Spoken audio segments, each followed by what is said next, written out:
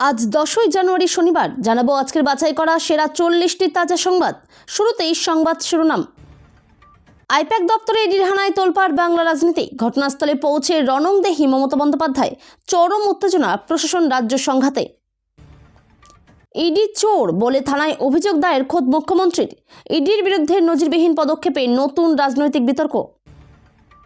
I-PAC কাণ্ডে কেন্দ্রীয় স্বরাষ্ট্র মন্ত্রকের রিপোর্ট তলব। দিল্লি থেকে নজরদারি বাড়ায় আরও জোরালো রাজনৈতিক জল্পনা। ইডির ফাইল ছিনিয়ে নেওয়ার অভিযোগে মুখ্যমন্ত্রী মমতা। আইনজীবীদের মিছিলে নজিরবিহীন দৃশ্য। অস্বস্তিতে বিরোধী শিবির। গ্রেপ্তার হতে পারেন মমতা, এই শিরোনামে উত্তাল রাজ্য। আইপ্যাক তল্লাশি ঘিরে জোরালো রাজনৈতিক চাপানোতর। দিল্লি রাজপথে তৃণমূল বনাম কেন্দ্রের সংঘাত। টেনে হিচড়ে সাংসদদের তুল্য পুলিশ। উত্তপ্ত সংসদীয় রাজনীতি। ফাইল উদ্ধারে ইডি কেন মমতাকে আটকায়নি? বিধানসভার বাইরে শুভেন্দু অধিকারীর বিস্ফোরক ব্যাখ্যায় নতুন বিতর্ক। 16 কোটির কারবার। আইপ্যাক চুক্তি নিয়ে বিস্ফোরক দাবি শুভেন্দুর। চেক নম্বর প্রকাশের কথায় তুঙ্গে রাজনৈতিক উত্তাপ। আইপ্যাক আসলে কার? অভিষেক বন্দ্যোপাধ্যায়কে জড়িয়ে বিস্ফোরক মন্তব্য সেলিমের। নতুন মোড় রাজ্য রাজনীতিতে। আইপ্যাক কাণ্ডে রাজ্য পুলিশ প্রধান রাজীব কুমারের কড়া বার্তা। কিছু বাজেয়াপ্ত করলে গ্রেপ্তার করব, ইডিকে হুঁশিয়ারি। বঙ্গ বিজেপিতে আদি নব্য সংঘাত চরমে। দিলীপ শুভেন্দু মুখোমুখি বৈঠকে জেপি নাড্ডার করা নির্দেশ, নিজেদের মধ্যে লড়াই নয়। বিজেপির নতুন রাজ্য কমিটিতে বড় রদবদল। কৌস্তব, সজল, শঙ্কুদের বাদ পড়া ঘিরে জোর জল্পনা। শুভেন্দু ঘনিষ্ঠদের ডানা ছাঁটলেন শ্রমিক ভট্টাচার্য। বিজেপির অন্দরমহলে ক্ষমতার ভারসাম্য বদলের ইঙ্গিত। দক্ষিণ দিনাজপুরে তৃণমূলে বড় ধাক্কা। দাপুটের নেতা সোনাপাল কংগ্রেসে যোগ দিয়ে বাড়ালো রাজনৈতিক জল্পনা। বিজেপি ছেড়ে তৃণমূলে এসে তাপসী মণ্ডলের দাপট বাড়ছে। এবার পেলেন অত্যন্ত গুরুত্বপূর্ণ নতুন দায়িত্ব। নন্দীগ্রামে কম্বল বিতরণ ঘিরে রণক্ষেত্র। আদি নব্য বিজেপির সংঘর্ষে রক্ত ঝরল উত্তপ্ত এলাকা। প্রার্থী ঘোষণার আগে জঙ্গিপুরে রাজনৈতিক রণক্ষেত্র। তৃণমূলকে চাপে ফেলতে বিজেপির তৎপরতা তুঙ্গে। রাজপথে প্রতিবাদ মিছিল। মুখ্যমন্ত্রীর সঙ্গে এক ঝাঁক তারকার উপস্থিতিতে জমজমাট রাজনৈতিক বার্তা। ঠাকুর বাড়িতে অভিষেক বন্দ্যোপাধ্যায়ের কর্মসূচি বদল। মুখিয়ে অপেক্ষায় মতুয়া সমাজ। জোর চর্চা রাজনীতিতে। পরিযায়ী শ্রমিকদের জন্য বড় ঘোষণা অভিষেকের। চালু হলো বিশেষ হেল্পলাইন। মালদহে তীব্র প্রতিক্রিয়া। 3 মাসের আলটিমেটাম দিয়ে মালদহে তোলপাড়। পরিযায়ী শ্রমিক ইস্যুতে অভিষেকের কড়া বার্তা। মালদহে কাঁদতে কাঁদতে অভিষেকের সামনে মহিলা। খোদ তৃণমূল নেতার দাদার বিরুদ্ধে গুরুতর অভিযোগ। ভোটার তালিকা সংশোধনে বড় আপডেট। 31 লক্ষ আনম্যাপড, 25 লক্ষ বাড়িতে নোটিশ পাঠালো কমিশন। এসআইআর প্রক্রিয়ায় আরও 94 লক্ষ ভোটারকে নোটিশ। বাংলার ভোটার তালিকা ঘিরে কড়া নজর নির্বাচন কমিশনের। বাইরে থাকা ভোটার ও পরিযায়ী শ্রমিকদের জন্য নতুন পোর্টাল। বড় সিদ্ধান্ত নির্বাচন কমিশনের। রাজ্যপালকে খুনের হুমকি ইমেলে। তবু নিরাপত্তা ছাড়াই রাস্তায় হাঁটার সিদ্ধান্ত সিভি আনন্দ বোসের। গঙ্গাসাগরে ভোর রাতে বিধ্বংসী আগুন। একের পর এক অস্থায়ী ছাউনি পুড়ে ছাই। আতঙ্কিত তীর্থযাত্রীরা। পশ্চিমবঙ্গে জাঁকিয়ে শীত। কোল্ড ডে পরিস্থিতি। কোথাও তাপমাত্রা নেমে গেল 1 ডিগ্রিতে। দুদেশের ভোটার তালিকায় নাম থাকা যুবক শুনানিতে হাজিরা দিতে কাঁটাতার কেটে ভারতে অনুপ্রবেশ। গ্রেপ্তার। মুসলিম যুবকের সঙ্গে প্রেম ও বিয়ের 7 দিনের মাথায় চরম পরিণতি। সিঁদুর মুছে মন্দিরে শুদ্ধিকরণ নিয়ে তীব্র বিতর্ক। থুতু দিয়ে তন্দুরি রুটি বানানোর ভিডিও ভাইরাল। রেস্তোরাঁ ঘিরে দেশজুড়ে নিন্দার ঝড়। মধ্যবিত্তের জন্য বড় সুখবর। পোস্ট অফিসের স্কিমে 1 লক্ষ টাকায় সুদেই 45,000 ফেরতের দাবি। কৃষক বন্ধু টাকা 2026 অ্যাকাউন্টে ঢুকলো কিনা, কবে আসবে টাকা, জানুন সম্পূর্ণ পদ্ধতি। পাসপোর্ট নিয়মে বড় বদল। 1 অক্টোবরের পর জন্ম হলে কোন নথি লাগবে জেনে নিন খুঁটিনাটি। মাঝরাতে ইঁদুর মারার বিষ অর্ডার। তরুণীর কান্নার শব্দ শুনে মানবিকতার পরিচয় ব্লিঙ্কিট কর্মীর। পাকিস্তানের প্রধানমন্ত্রী শাহবাজ শরীফের বিরুদ্ধে গ্রেপ্তারি পরোয়ানা জারি, আন্তর্জাতিক মহলে চাঞ্চল্য। ভেনেজুয়েলা ইস্যুর পর বিশ্বযুদ্ধের আশঙ্কা, একগুচ্ছ রাষ্ট্রসংঘ সংস্থা ছাড়ার সিদ্ধান্ত আমেরিকার। মাইক্রোসফটের চাকরি ছেড়ে রাশিয়ায় রাস্তা ঝাড়ু দিচ্ছেন ভারতীয় ইঞ্জিনিয়ার, বেতন শুনলে চমকে যাবেন। মৃত্যুর আগে দিদির শেষ বার্তা ভাইকে, আবেগঘন কথায় চোখে জল নেটিজেনদের। প্রজাতন্ত্র দিবস 2026-এর প্রধান অতিথি নিয়ে বড় আপডেট, 77 বছরের ঐতিহ্য ভাঙার ইঙ্গিত। এতক্ষণ শুনছিলেন আপনারা সংবাদের শিরোনাম, এবার আসছি বিস্তারিত খবরে। তৃণমূলের নির্বাচনী রণকৌশল নির্ধারণকারী সংস্থা আইপ্যাকের দপ্তর ও কর্ণধার প্রতীক জৈনের বাসভবনে ইডির তল্লাশি ঘিরে রণক্ষেত্র হয়ে উঠল রাজ্য রাজনীতি। শাসক দলের অভিযোগ, কয়লা পাচার মামলার আড়ালে আসলে দলের গোপন স্ট্র্যাটেজি লুট করতেই এই অভিযান চালানো হয়েছে। খোদ মুখ্যমন্ত্রী মমতা বন্দ্যোপাধ্যায় ঘটনাস্থলে উপস্থিত হয়ে নথি রক্ষার চেষ্টা করেন, যা নিয়ে তদন্তে বাধার অভিযোগ তুলেছে ইডি।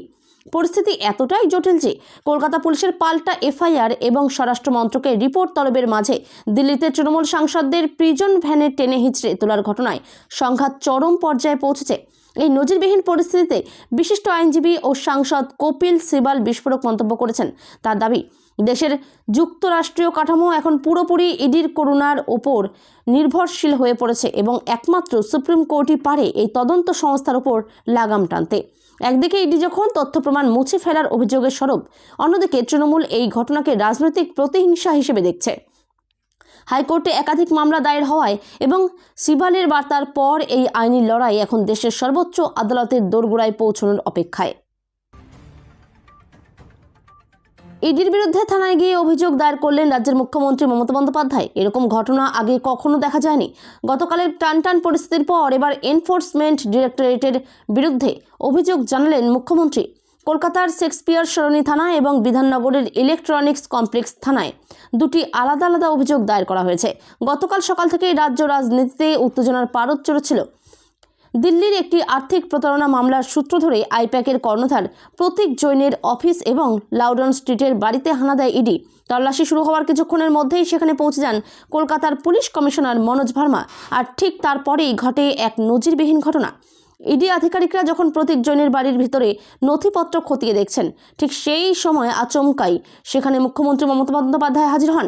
তড়িঘড়ি করে বাড়ির ভিতরে ঢুকে পড়েন তিনি। রাজনৈতিক মহলের মতে,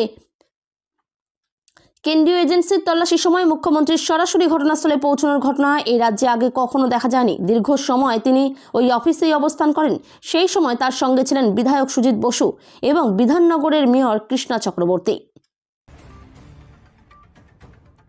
ইডি তল্লাশি ঘিরে তৈরি হওয়া উত্তপ্ত পরিস্থিতি নিয়ে কেন্দ্রীয় স্বরাষ্ট্র মন্ত্রক এবার সরাসরি নড়ে বসল।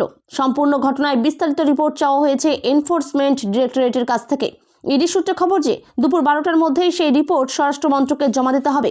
জানা গিয়েছে যে ঘটনাটির পরপরই দিল্লিতে ইডির সদর দপ্তরে নির্দেশ পাঠায় কেন্দ্রীয় স্বরাষ্ট্র মন্ত্রক। যে দুই জায়গায় তল্লাশি এবং পরবর্তী ঘটনা ঘটেছে সেখানে ঠিক কী পরিস্থিতি তৈরি হয়েছিল তার পূর্ণ বিবরণ চাওয়া হয়েছে। শুধু তাই নয়, রিপোর্টে আরও অনেক নির্দিষ্ট প্রশ্নের উত্তরও জানতে চেয়েছে স্বরাষ্ট্র মন্ত্রক। কোন কোন ইডি অফিসার সেই সময় ঘটনাস্থলে উপস্থিত ছিলেন, তাদের পরিচয় এবং দায়িত্ব কী ছিল, সেই সমস্ত তথ্য রিপোর্টে উল্লেখ করতে বলা হয়েছে। সেই সঙ্গে মুখ্যমন্ত্রী মমতা বন্দ্যোপাধ্যায়ের সঙ্গে কোন অফিসারের কথা হয়েছে, কী বিষয়ে আলোচনা হয়েছে, কথোপকথনের সময় কেমন পরিস্থিতি তৈরি হয়েছিল, এই সমস্ত বিষয়েও বিস্তারিতভাবে জানাতে নির্দেশ দেওয়া হয়েছে। কয়লা পাচার মামলায় ইডির অভিযানের মুখ্যমন্ত্রী মমতা বন্দ্যোপাধ্যায়ের ভূমিকা নিয়ে রাজ্য রাজনীতিতে তোলপাড় শুরু হয়েছে। আইপ্যাক অফিস ও প্রতীক জৈনের বাড়িতে তল্লাশির সময় মুখ্যমন্ত্রী সশরীরে উপস্থিত হয়ে গুরুত্বপূর্ণ নথি ছিনিয়ে নিয়েছেন বলে অভিযোগ উঠেছে। তদন্তকারী সংস্থার কাছে এই নজিরবিহীন হস্তক্ষেপ ও বাধা দেওয়ার ঘটনায় তীব্র বিতর্ক সৃষ্টি হয়েছে। এই ঘটনার প্রতিবাদে এবং মুখ্যমন্ত্রীর সমর্থনে আইনজীবীদের একাংশের মিছিল দেখে ক্ষোভ উগরে দিয়েছেন সিপিএম সাংসদ বিকাশ রঞ্জন ভট্টাচার্য। তিনি সামাজিক মাধ্যমে জানান, আইনজীবী হিসেবে তিনি লজ্জিত ও অসম্মানিত। সাক্ষ্য প্রমাণ লোপাট ও তদন্তে বাধা দেওয়ার মতো গুরুতর অপরাধের সমর্থনে আইনজীবীদের অবস্থানকে তিনি সামাজিক অধঃপতন ও সাংবিধানিক ব্যবস্থার জন্য বিপজ্জনক বলে উল্লেখ করেছেন। আইপ্যাক কর্ণধার প্রতীক জৈনের বাড়ি ও অফিসে ইডি তল্লাশি চলাকালীন সশরীরে উপস্থিত হয়ে নথিপত্র ও ফোন সরিয়ে নেওয়ার অভিযোগ উঠল মুখ্যমন্ত্রী মমতা বন্দ্যোপাধ্যায়ের বিরুদ্ধে। কয়লা কেলেঙ্কারি মামলার এই অভিযানে তদন্তে বাধা দেওয়ার অভিযোগে সরব হয়েছে এনফোর্সমেন্ট ডিরেক্টরেট। কেন্দ্রীয় সংস্থার দাবি, মুখ্যমন্ত্রী জোরপূর্বক গুরুত্বপূর্ণ প্রমাণ হাতিয়ে নিয়েছেন যা তদন্তের মোড় ঘুরিয়ে দিতে পারে। এই নজিরবিহীন হস্তক্ষেপের প্রেক্ষিতে আদালতের দ্বারস্থ হয়েছে ইডি। আইন বিশেষজ্ঞদের মতে পিএমএলএ আইনের অধীনে তদন্তকারী আধিকারিকরা বিশেষ সুরক্ষা পেলেও মুখ্যমন্ত্রীর কোনো আইনি রক্ষা কবচ নেই। তথ্য প্রমাণ লোপাট বা তদন্তে বাধার অভিযোগে মুখ্যমন্ত্রী গ্রেপ্তার পর্যন্ত হতে পারেন বলে আশঙ্কা করা হচ্ছে। শুক্রবারই হাইকোর্টে এই হাই ভোল্টেজ মামলার শুনানি হওয়ার কথা রয়েছে। কেন্দ্রীয় স্বরাষ্ট্রমন্ত্রী অমিত শাহের দপ্তরের সামনে বিক্ষোভ চলাকালীন দিল্লি পুলিশের সঙ্গে চরম ধস্তাধস্তিতে জড়ালেন তৃণমূল সাংসদেরা। আইপ্যাক দপ্তরে ইডি অভিযানের প্রতিবাদে সামিল মহুয়া মৈত্র, শতাব্দী রায়দের টেনে হিচড়ে ও চ্যাংদোলা করে প্রিজন ভ্যানে তোলা হয়। শুক্রবার দুপুরে এই উত্তপ্ত পরিস্থিতির জেরে রণক্ষেত্রের চেহারা নেয় রাজধানীর রাজপথ। পার্লামেন্ট স্ট্রিট থানা থেকে ফেসবুক লাইভে মহুয়া মৈত্র অভিযোগ করেন, নির্বাচনী তথ্য চুরির উদ্দেশ্যে ইডিকে ব্যবহার করছে কেন্দ্র। শান্তিপূর্ণ প্রতিবাদে পুলিশি হস্তক্ষেপের তীব্র নিন্দা জানিয়ে তিনি একে গণতন্ত্রের কণ্ঠরোধ বলে দাবি করেন। এই ঘটনার প্রতিবাদে সরব হয়েছেন অভিষেক বন্দ্যোপাধ্যায় এবং খোদ মুখ্যমন্ত্রী মমতা বন্দ্যোপাধ্যায়ও রাজপথে নামার ডাক দিয়েছেন। সল্টলেকের আইপ্যাক দপ্তরে ইডি তল্লাশির মাঝেই মুখ্যমন্ত্রী মমতা বন্দ্যোপাধ্যায়ের ফাইল নিয়ে বেরিয়ে আসা ঘিরে উত্তাল রাজ্য রাজনীতি। কেন্দ্রীয় তদন্তকারী সংস্থা কেন মুখ্যমন্ত্রীকে বাধা দিল না তা নিয়ে যখন প্রশ্ন উঠছে, তখনই বিস্ফোরক ব্যাখ্যা দিলেন বিরোধী দলনেতা শুভেন্দু অধিকারী। শুক্রবার বিধানসভার বাইরে সংবাদ মাধ্যমের মুখোমুখি হয়ে তিনি সাফ জানান, ইডি বাধা না দিয়ে সঠিক কাজই করেছে। শুভেন্দু অধিকারীর দাবি, মুখ্যমন্ত্রী যখন ফাইল নিয়ে বের হচ্ছিলেন তখন তার সঙ্গে বিপুল সংখ্যক পুলিশ বাহিনী ছিল। তিনি বলেন, ইডির কেন্দ্রীয় বাহিনী বাধা দিতে গেলে বড়সড় সংঘাত হতে পারত। মমতা বন্দ্যোপাধ্যায় প্রচুর পুলিশ নিয়ে সেখানে গিয়েছিলেন। গোটা বিষয়টি ছিল এক ধরনের গুন্ডামি। তার অভিযোগ, রাজীব কুমারের মতো অভিযুক্ত পুলিশ কর্তারাও সেখানে উপস্থিত ছিলেন, যা স্পষ্টত পুলিশি নীতির লঙ্ঘন। আইপ্যাক অফিসে ইডির তল্লাশি ঘিরে রাজ্য রাজনীতিতে নতুন করে ঝড় উঠেছে। তল্লাশিতে বাধা দেওয়ার অভিযোগ তুলেই এনফোর্সমেন্ট ডিরেক্টরেট এবার কলকাতা হাইকোর্টের দ্বারস্থ হয়েছে। আজ দুপুরেই এই মামলার শুনানি হওয়ার কথা, কিন্তু তার আগেই বিষয়টি নিয়ে বিস্ফোরক দাবি করলেন বিরোধী দলনেতা শুভেন্দু অধিকারী।